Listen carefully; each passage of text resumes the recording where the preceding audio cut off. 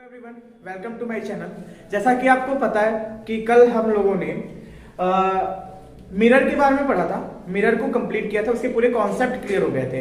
अब आज बारी है आपकी रिफ्रैक्टिव इंडेक्स यानी कि अपवर्तनांक पढ़ने की, जो मैंने कल थोड़ा सा ऑफ किया था, थोड़ा दिखाया था, जो पूरा हमने कंप्लीट नहीं किया था। आज हम लोग उसको पूरा कंप्लीट करेंगे।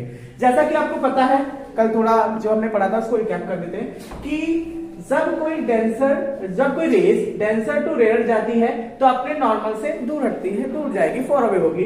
वैसे ही इसके कुछ फॉर्मूले हैं, उसको हम पढ़ेंगे।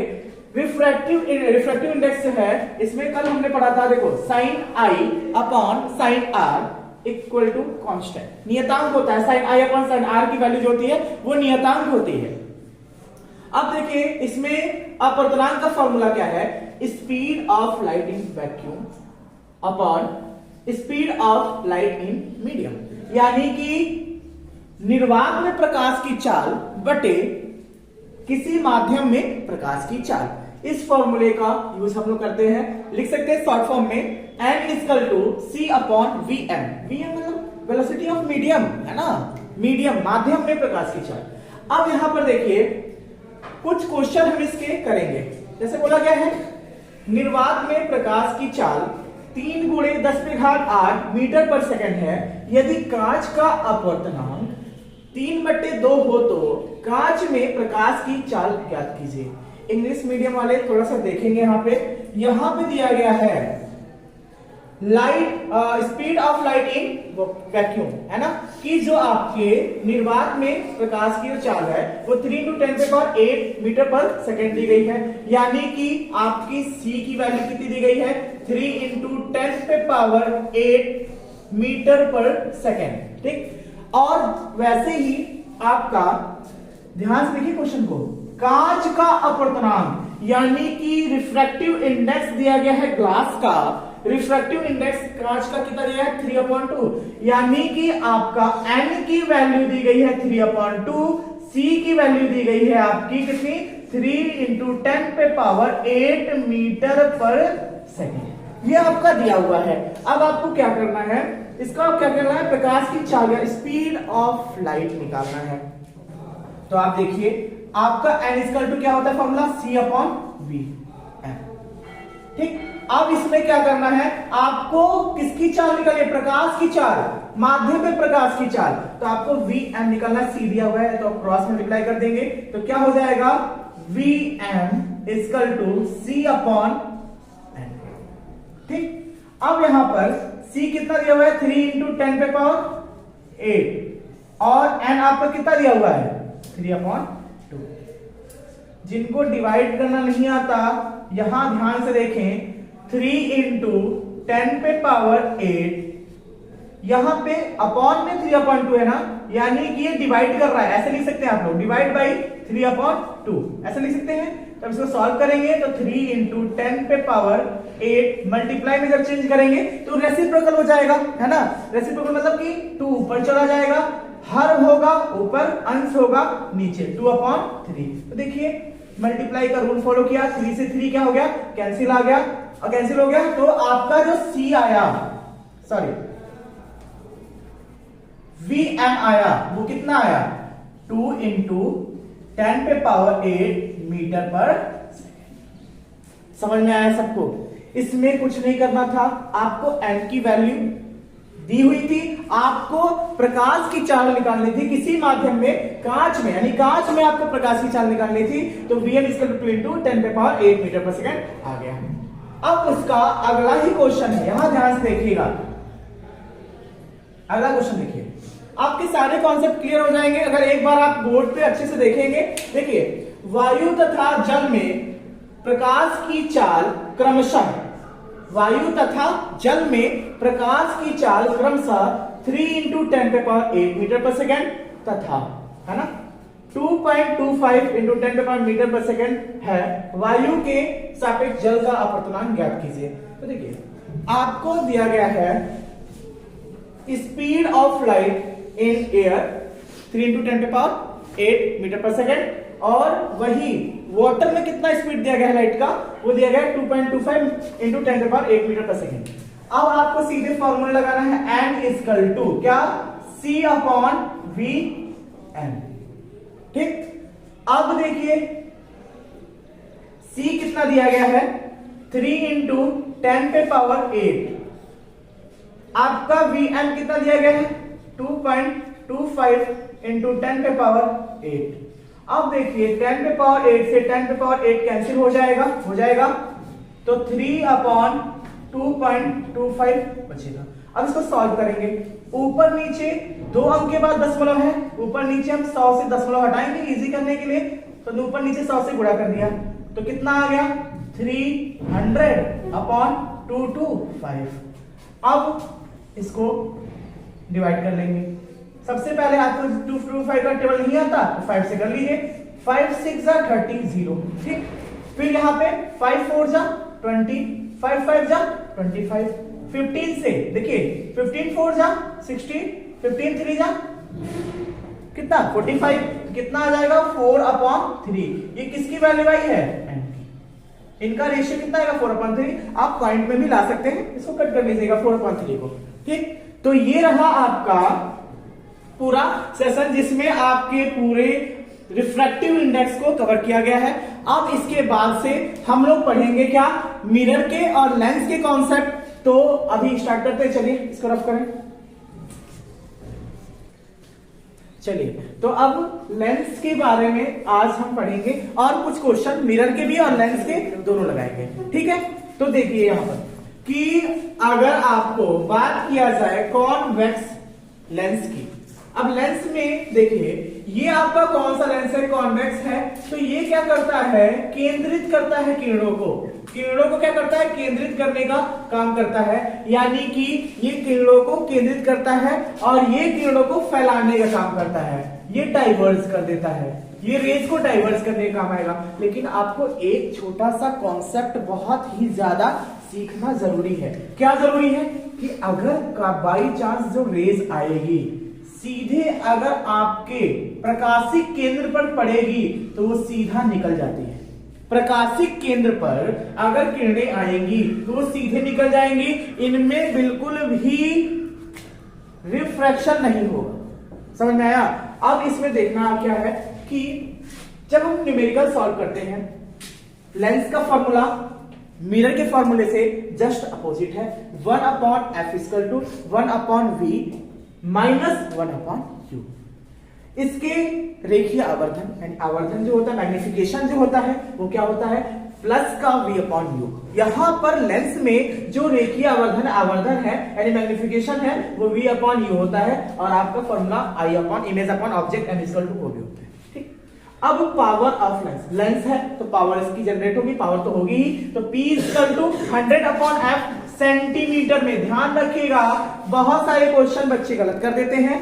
अगर वैल्यू f की सेंटीमीटर में दी गई है तो आपको 100 अपॉन f लिखना पड़ेगा। क्यों? क्योंकि 1 metre equal to 100 centimetre. Simple सी बात है, थोड़ा सा भी आपको रटना नहीं है। और पावर ऑफ लेंस अगर मीटर में दिया हुआ, फोकस अगर मीटर में दिया गया है तो आपको 1 अपॉन f फॉर्मूले में रखना है।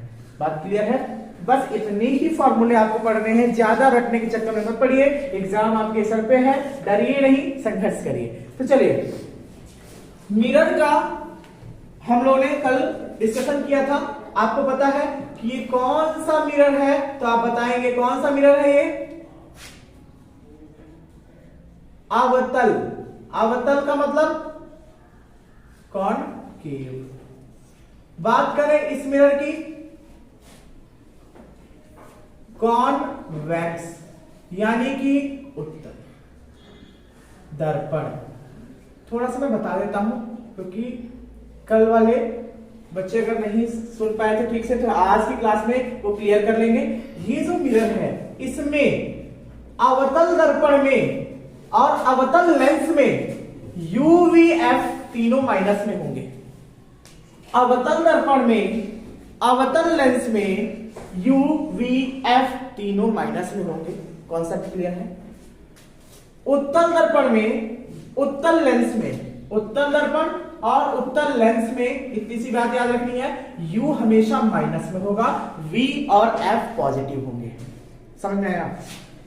कभी कभी क्वेश्चन में कंफ्यूजन क्रिएट करने के लिए पावर ऑफ लेंस दे दिया जाता है कि किसी भी m की वैल्यू दी गई होगी कई क्वेश्चन में कि इस लेंस का आवर्धन माइनस का 2 है।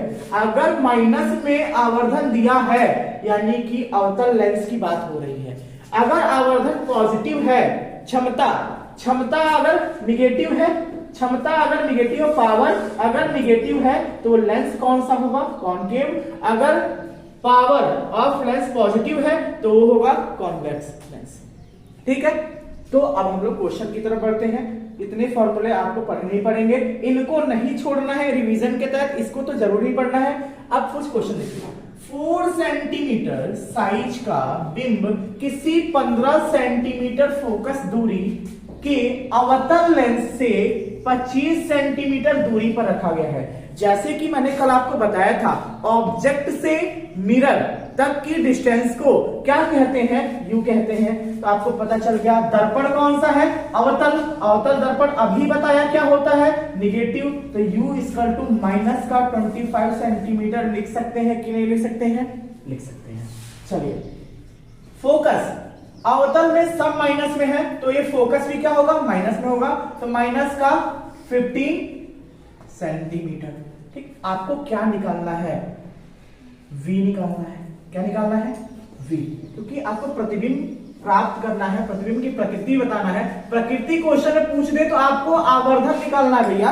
अगर आपको कभी भी प्रतिबिंब की प्रकृति पूछ दे, प्रकृति क्या है, तो आपको पहले m निकालना पड़ेगा। m निकालने के लिए फॉर्मूला मिरर के लिए क्या होता है? माइनस का v अपॉन u। जब v जब तक नहीं निकालेंगे तब तक m कैसे आ जाएगा? तो पहले v निकालेंगे, v आपको निकालना पड़ेगा। फॉर्मूला क्या होता है? 1 upon f equal to 1 upon v plus का 1 अपॉन u। v आपका निकालना है तो आप इसको इधर ट्रांसफर करेंगे। तो 1 अपॉन v इक्वल टू लिख सकते हैं क्या? 1 अपॉन f माइनस का 1 अपॉन u। ठीक, अब इसको सॉल्व करेंगे। f की वैल्यू कितनी है?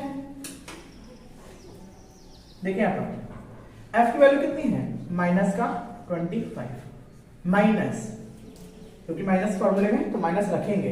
अब u की वैल्यू माइनस में है तो ब्रैकेट लगाएंगे, माइनस रखेंगे ताकि कोई गलती ना हो।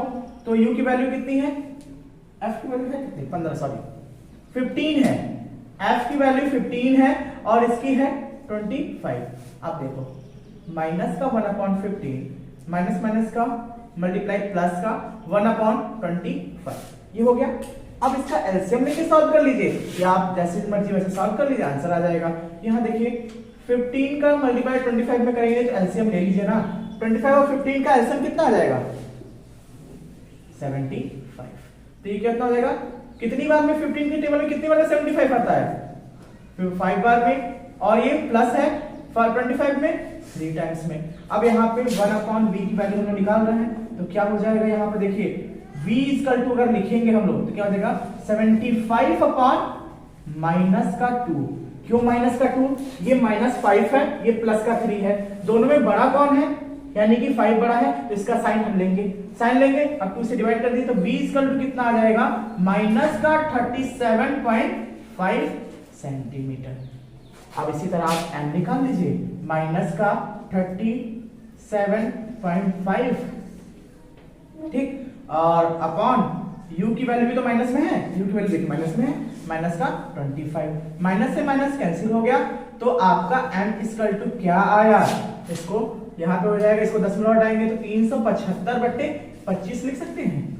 तो इसको डिवाइड कर लीजिए, 25 के पावर में आता है 25 से कम 25, 12 बचा 125, और 25 बचे 125। तो m इक्वल टू कितना आ गया?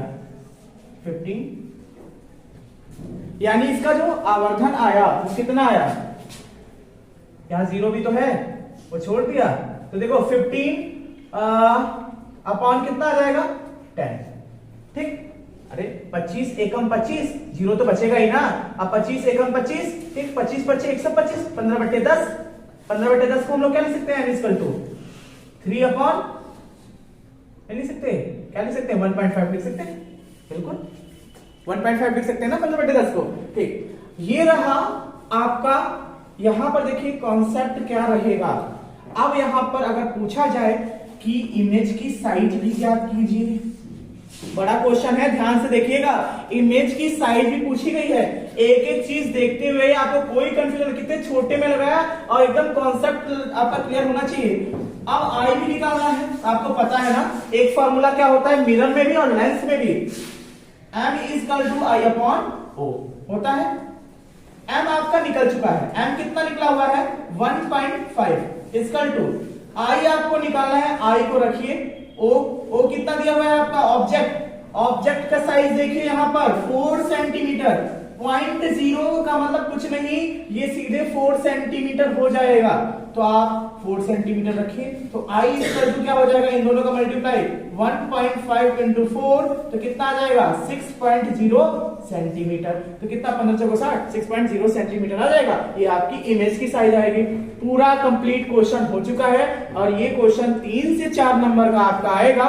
एक बार और देख लीजिए, अवतल दर्पण है यानी कि कॉनकेव मिरर है तो UVF तीनों माइनस में होंगे। यही कंफ्यूजन बच्चों को क्वेश्चन करने से मना करती है, ये कंफ्यूजन पालना ही नहीं है मन में। आवर्धन के फॉर्मूले माइनस का V अपन यू होता है, हमने डिजिट रखी, सॉल्व किया, आंसर आपके सामने। कोई दिक्कत है? नहीं होना चाहिए, होना नहीं चाहिए, अब तो नहीं होना चाहिए क्योंकि एक एक चीज क्लियर हो गई है आपकी। अब हम लोग थोड़ा सा आते हैं, ये तो हमारा मिरर था। अब लेंस में आते हैं, लेंस के क्वेश्चन कैसे करेंगे। 5 सेंटीमीटर ऊंचाई की एक वस्तु है, यानी कि वस्तु है तो देख लीजिए ऊंचाई की एक वस्तु है, वस्तु का मतलब ऑब्जेक्ट है, कितना है, कितने सेंटीमीटर का 5 सेंटीमीटर का। तो आप लिख लीजिए ना object is equal to 5 centimetre. जो देखे वो लिखे पहले, फिर क्वेश्चन को सॉल्व करें, ठीक। उसके बाद से दिया गया है 25 सेंटीमीटर फोकस दूरी है, फोकल लेंथ यानी कि आपका जो फोकल लेंथ दिया गया है वो कितना दिया गया है 25 सेंटीमीटर।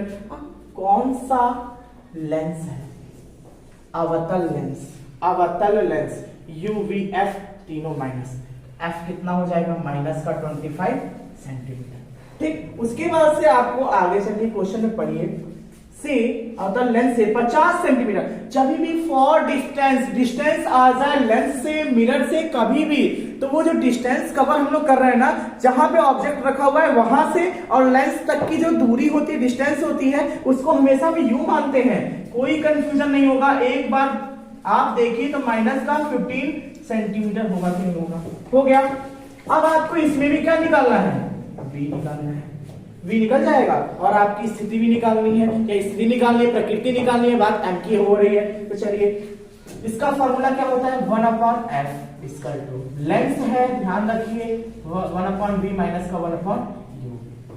तो ये क्या हो जाएगा 1/v होगा यहां पर इक्वल टू क्या हो जाएगा। अब u को भेजेंगे, क्यों, क्योंकि जो माइनस वाली चीज होती है ना उसको भेजेंगे ताकि इजी हो जाए। 1/v तो पॉजिटिव है, ज्यादा छेड़खानी करने की जरूरत नहीं फॉर्मूले में। तो 1/f प्लस का 1/u होगा कि नहीं होगा। अब इसमें सारे में आप फॉर्मूले को पुट करिए यहाँ पे, तो 1/v इक्वल टू 1/f की जगह पे माइनस का 25 रखेंगे कि नहीं रखेंगे, प्लस है प्लस रखेंगे, माइनस का 1/50 रखेंगे कि नहीं रखेंगे, रखेंगे। क्यों नहीं रखेंगे, जब दिया है तो रखेंगे। तो 1/ माइनस का 25 प्लस माइनस का, देखिए जब भी वैल्यू माइनस में दी गई होती है तो उसको ब्रैकेट में इसलिए रखना जरूरी होता है ताकि आप ये ना भूल पाए कि मल्टीप्लाई भी करना है, और यही अगर गलती करेंगे तो मल्टीप्लाई करेंगे नहीं, फिर क्वेश्चन हो जाएगा गलत, आपके 3 नंबर चले जाएंगे। तो यहां पर सावधानी बरतने की चीज क्या है, प्लस तो फॉर्मूले में है, फॉर्मूले का प्लस रखिए, वो रखना है, लेकिन जो माइनस में है उसको ब्रैकेट में रखिए।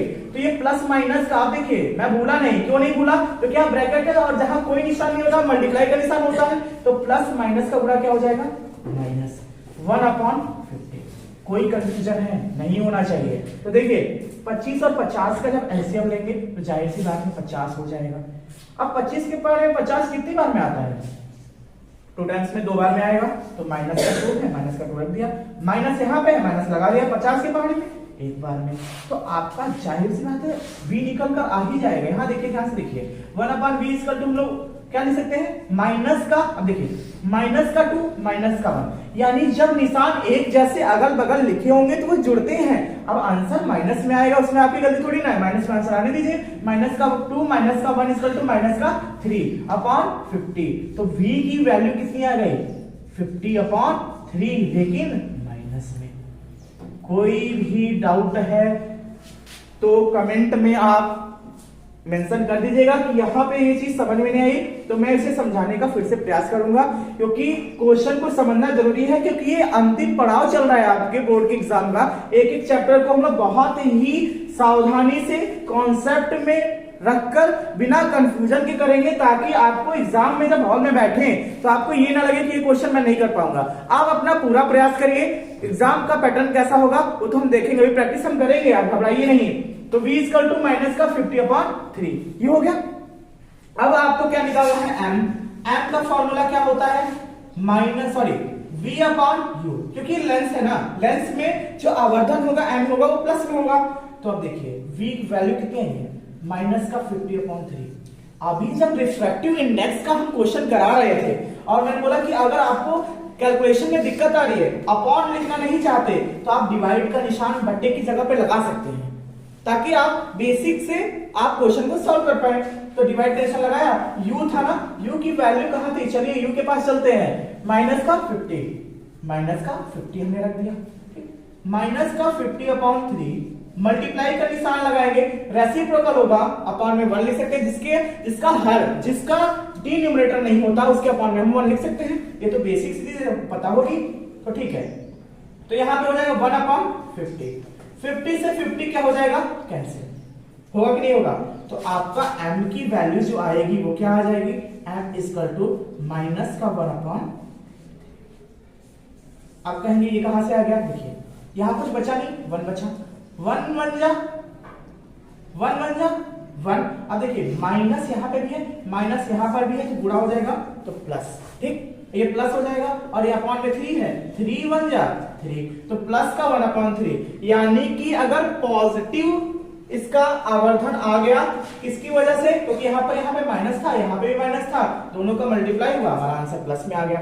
अगर आपसे पूछा जाए कि इसका इमेज का साइज निकालिए, तो आपको पता है ना m इक्वल टू एक फॉर्मूला क्या होता है, i अपॉन होता है ना, i कितना दिया हुआ है वही तो निकालना है भैया, क्योंकि वस्तु तो दिया है ना 5 सेंटीमीटर, तो ऑब्जेक्ट की जगह पे हम क्या लिख सकते हैं, m की जगह पे हम लोग क्या लिख सकते हैं, अभी निकाला क्या, 1 upon 3 equal to i upon object था कितना, यहां देखिए 5 सेंटीमीटर। तो इसका क्या करेंगे, क्रॉस मल्टीप्लाई, यानी कि क्या लिख सकते हैं 3i इक्वल टू कितना 5, तो i इक्वल टू 5 अपॉन 3, तो आंसर कितना आ जाएगा, 3 1 जा 3, 2 0, 3 6 18, 6 7 सेंटीमीटर समथिंग, यानी जो इमेज आएगा वो 1.67 सेंटीमीटर का आएगा। तो ये रहा आपके सारे कॉन्सेप्ट बेस्ड के न्यूमेरिकल, और इसमें कहीं पे भी आपको दिक्कत हो रही है तो कमेंट में जरूर लिखें कि इस चीज में मुझे यहाँ डाउट है। तो एक बार और सुन लीजिए कि कॉनकेव मिरर में, कॉनकेव लेंस में यूवीएफ तीनों माइनस होगा, इसकी जो क्षमता होगी वो निगेटिव होगी, इसकी जो क्षमता होगी वो पॉजिटिव होगी, है ना। इसका उत्तल दर्पण और उत्तल लेंस में U हमेशा माइनस होगा, V और F हमेशा पॉजिटिव होंगे। तो ये है आपके सारे क्वेश्चंस, अभी और करेंगे, अभी इस फॉर्मूले से क्वेश्चन किया नहीं, करना है तो देखिए अभी करते हैं, चलिए।